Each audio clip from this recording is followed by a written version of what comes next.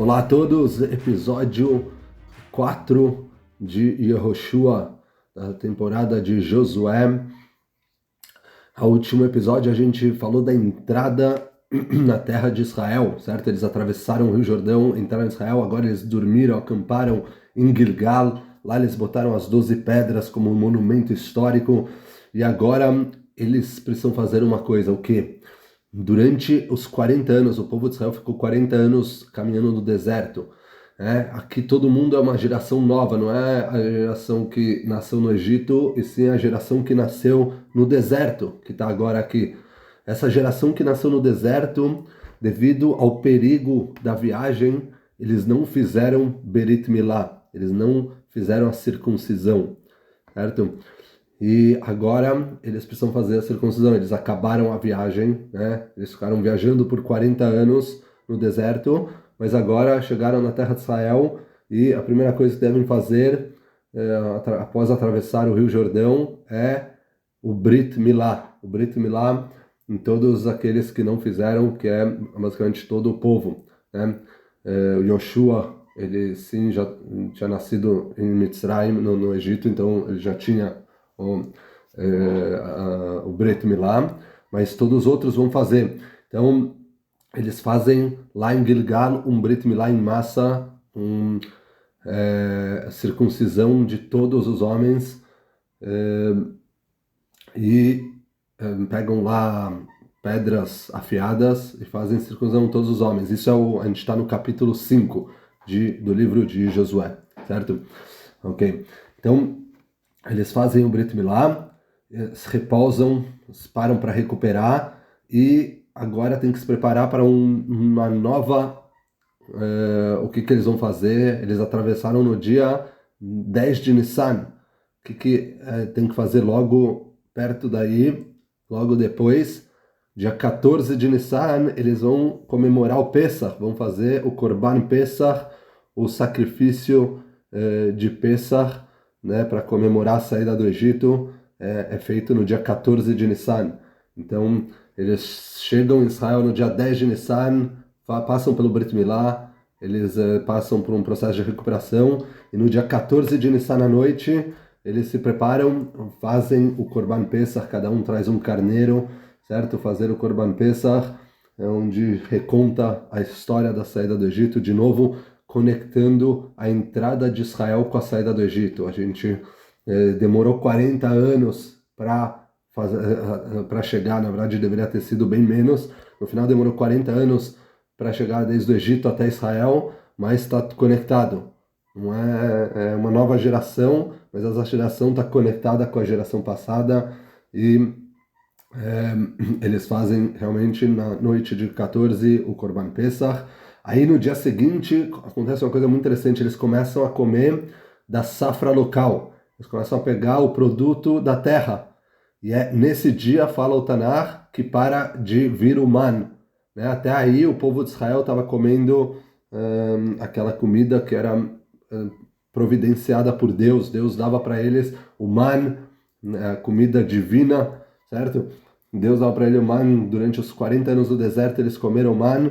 Agora, depois de todo esse tempo, estão entrando na terra de Israel. Um dia depois do Korban Pesach, eles param de comer o man, eles começam a comer o produto da terra, certo? E isso é muito, muito significante, no sentido que em Israel, a gente precisa entrar em Israel, significa a gente precisa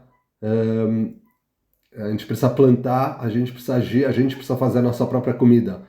No deserto, Deus estava providenciando as coisas, estava dando comida facilmente. Agora, não, vocês têm que fazer, vocês vão ter que plantar, vocês vão ter que fazer, vocês vão ter que colher, vocês vão ter que preparar a comida, certo? Não é mais aquela comida direta de Deus, e sim, ela vem de Deus, mas ela vem via o trabalho do ser humano. O ser humano tem que trabalhar, e aí Deus dá a berachá, Deus dá a bênção para ter uma comida boa, para ter uma safra boa e poder agradecer a Deus por isso, mas a gente próprio tem que agir, certo?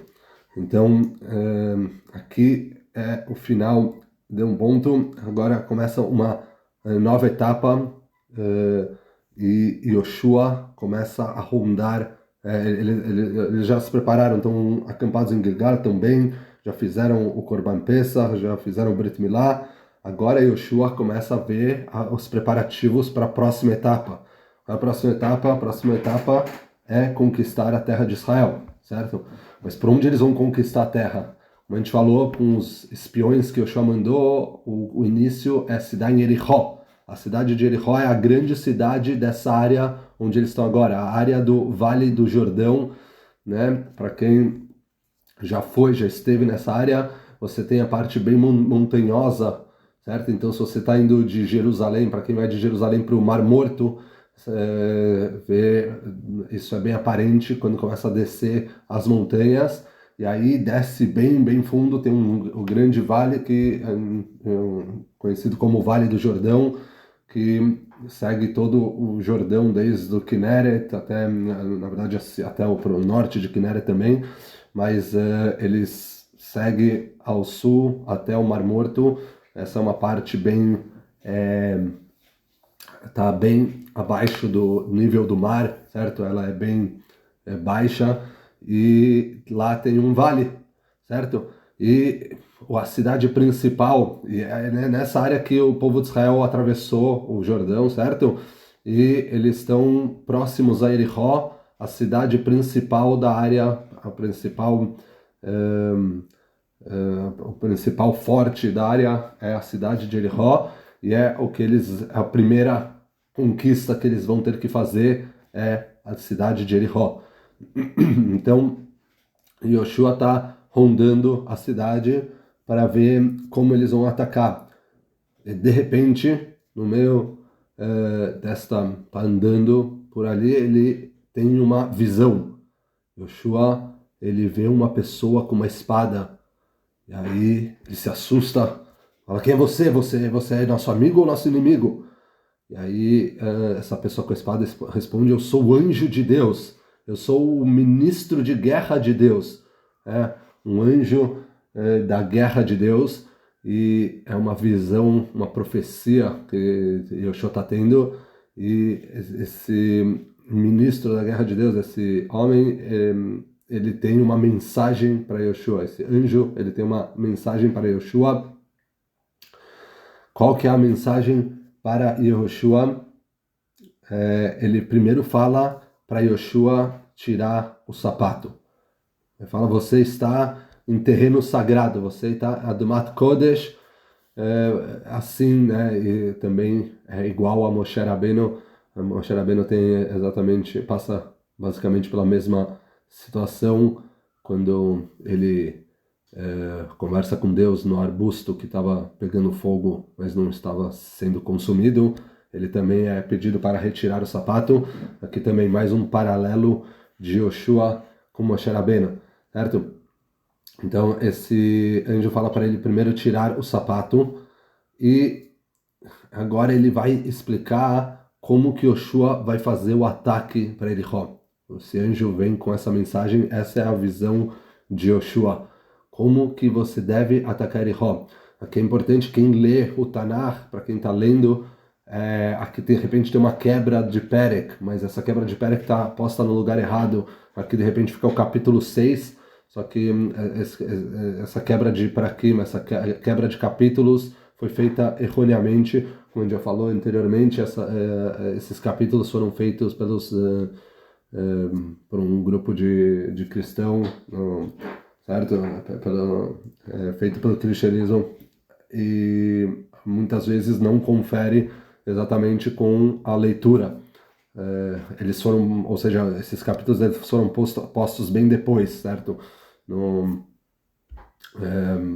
começo, provavelmente começou esse processo no século 4, 5 da Era Comum, mas continuou o processo, provavelmente finalizou um pouco mais tarde. De qualquer modo, ele não é original do Tanakh, os Prakim, os capítulos, a divisão de capítulos, e aqui está dividido num lugar bem errado, porque o capítulo 6 é exatamente a mensagem que esse anjo veio falar para o Yoshua, ele vem explicar para Yoshua como que o Yoshua deve conquistar a terra de Israel, qual vai ser o passo, qual vai ser a tática, a estratégia de conquista. Isso veremos no próximo episódio, se Deus quiser. Até lá.